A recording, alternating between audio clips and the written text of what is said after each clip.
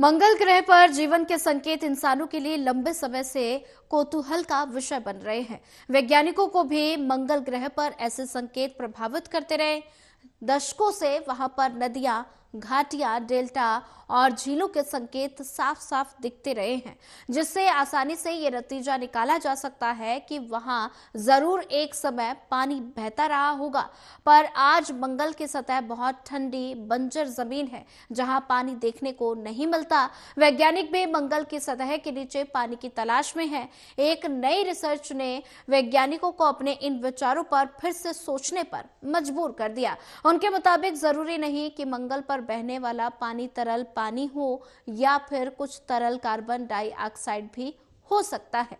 नई रिसर्च ने मंगल पर कभी पानी होने के सिद्धांत में कुछ खामियां निकाली हैं। उनका दावा है कि मंगल पर एक संभावना ये है कि वहां प्रचुर पानी की जगह प्रचुर कार्बन डाइऑक्साइड भी हो सकता है। शोधकर्ताओं का ये भी कहना है कि हो सकता है मंगल पर प्रचुर मात्रा में पानी होने की बात में हमें उस संभावना से दूर कर दिया हो जिससे मंगल आज के हालात में पहुंचा है। अध्ययन में शोधकर्ताओं ने पुराने प्रयोगों के संदर्भ में यह बताया कि जिसमें पड़ताल की गई कि कैसे मंगल ग्रह पर कार्बन डाइऑक्साइड और खनिजों के बीच प्रतिक्रिया हुई होगी और जब वहां तापमान और दबाव के कारण कार्बन डाइऑक्साइड गैसीय और तरल दोनों ही रूप में रहा होगा। इन अध्ययन ने दर्शाया है कि मंगल पर बहुत व्यापक तौर पर कार्बोनेशन की प्रक्रिया हुई थी, जहां कार्बन डाइऑक्साइड कार्बोनेट जैसे खनिजों में मिली होगी। शोधकर्ताओं का यह भी कहना है कि जिस तरह से पृथ्वी पर तरल कार्बन डाइऑक्साइड और खनिजों के बीच रासायनिक प्रतिक्रिया हुई थी, वैसा ही कुछ मंगल पर हुआ होगा और इससे मंगल पर कार्बोनेट, फिलोस्टिकेट्स के शायद सल्फेट जैसे पदार्थों वाले खनिज बने होंगे जो मंगल पर आज भी देखने को मिलते हैं।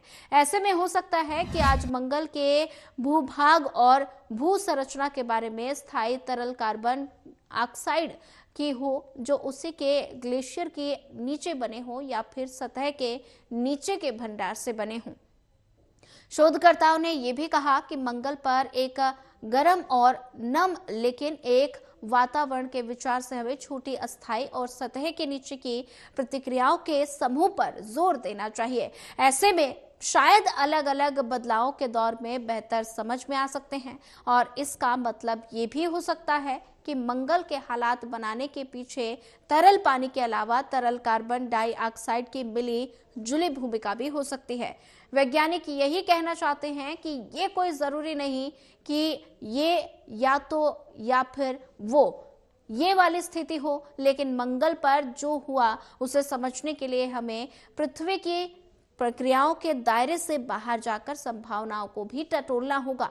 नासा के मंगल ग्रह पर भेजे गए परसिवरेंस रोवर के मॉक्सी उपकरण को प्रमुख पड़तालकर्ता माइकल हैच का कहना है कि ये कहना बहुत मुश्किल है कि मंगल के बारे में ये आकलन असल में सच ही होगा। हमें केवल इतना कह रहे हैं कि अधिक से अधिक ये हो सकता है कि इस बात की बहुत अधिक संभावना को नजरअंदाज नहीं करना चाहिए। मंगल पर आकृतियां कैसे बनी ये आज भी वहां के सबसे बड़े रहस्यों में से एक है। एक सटीक जवाब नहीं हो सकता।